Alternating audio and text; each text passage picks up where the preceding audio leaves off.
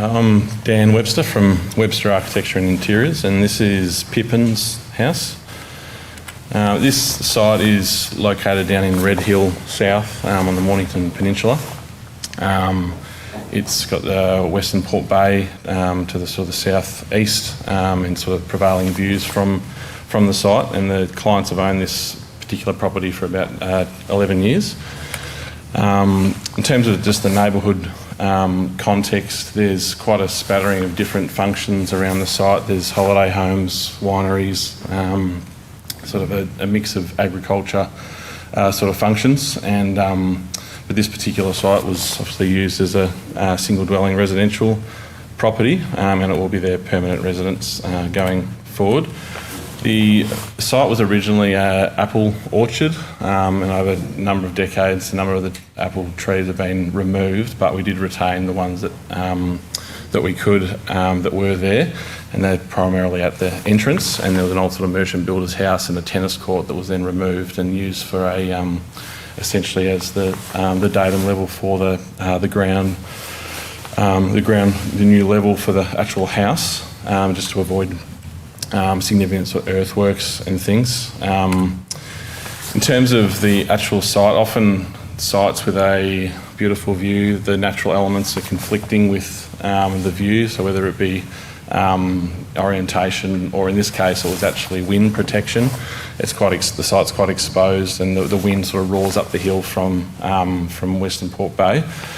So this was a huge factor just in terms of the overall layout of the house and providing the protection whilst also wanting to maintain the view from living there.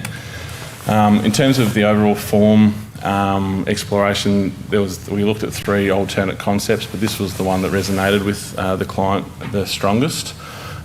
Simply looking at almost kind of a boomerang form that followed the topography, and then actually splitting that form into 2 and creating a negative space between the 2, which would then give the protection from the wind, and also allow some solar penetration from the north, which is to the left-hand side of the screen, is mostly the northern orientation for that diagram. And then in parallel to developing that, we're also looking at the architectural response in terms of the overall building form and detail, and we looked at this response of a flying roof, so essentially connecting these 2 diagrams together, and then that 3rd diagram is then the dashed line of the roof form that then connects the 2 main sort of building forms. And then this view is then through the house, so we sort of created 2 large internal courtyards. It's a stretch to call them a courtyard because they're quite large, but relative to the site they're a courtyard, where you can actually be completely protected from the wind coming from the eastern side from the bay. And the day that we had this photography done, the wind was howling that day, and so we actually left the doors on the bay side closed, and then actually shot through the house from the courtyard. So it was actually great to be able to experience that actually working effectively. In terms of the site, those are the contours of the original site, so you can sort of see the density of the contour lines, and where they start to break open, that's where we then sited the house.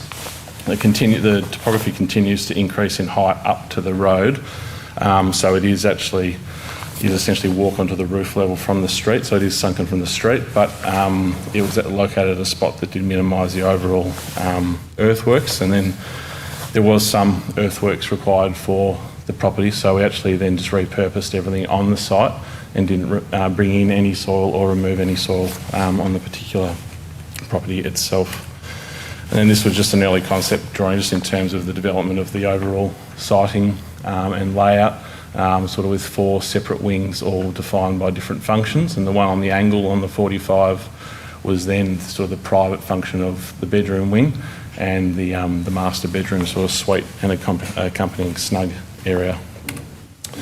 A massive part of this house and the design was a concrete roof, so it's hard to get the scale of that image, but there's about 1,400 square metres of concrete roof, and this is a drone photo taken through construction.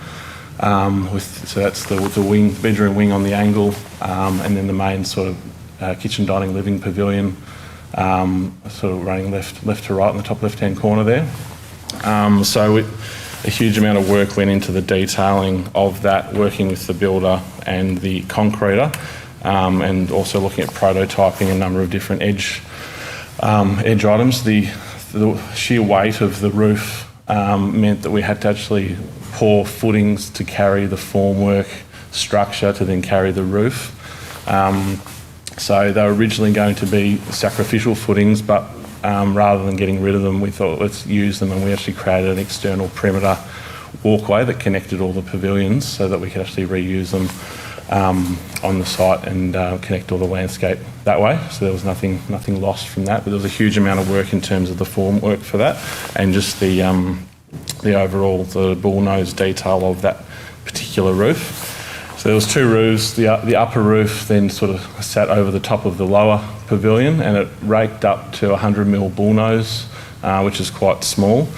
And at its thickest point, it was about 700mm thick, which then sat on a series of AFS walls scattered throughout the house, and essentially acted as a suspended concrete slab. But just to get the fineness of the bullnose, we prototyped. There was 3 different nosing options that we looked at. One was with PVC, one was with foam, and I can't remember the other one. But then also getting the drip groove to work so that we didn't have rolling water running underneath the tapered eave and back towards the house. So that's then a photo after about 6 months of the roof being there. So you can see the bullnose is darker, and then everything on the underside is lighter, so the water is clearly running off at that drip groove, and it's working effectively, which is great.